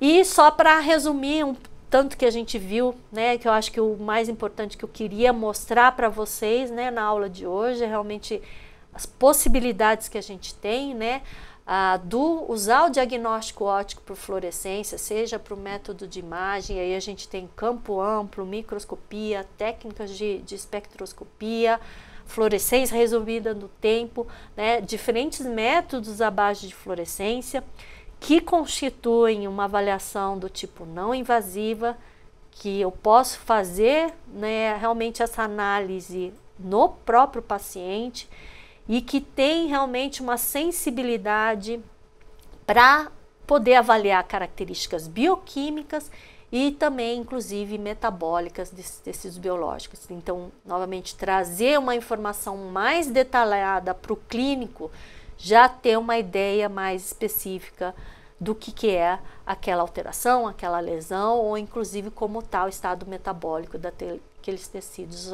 biológicos. E mostrei aí, então, exemplos para vocês que a gente tem aí de realmente uso dessas técnicas, melhorando o diagnóstico clínico, tanto na área de câncer, esses exemplos na parte de metabolismo, então, né, que eu dei para vocês em termos a avaliação da qualidade de enxerto para transplante, e na área de odontologia, tanto na área de materiais, como na área, então, de tecidos duros dentais. Então, muito obrigada pela atenção de vocês, eu espero que eu possa ter contribuído aí para o entendimento, né, dessa área, e fica aqui, né, meu agradecimento e meu e-mail para qualquer contato, dúvidas, né, e também aqui no site, né, do nosso centro de pesquisa vocês vão encontrar aí uma lista completa aí de artigos científicos que justamente foram publicados decorrentes desses estudos todos que eu usei para ilustrar o potencial dessas técnicas. Um abraço e muito obrigada.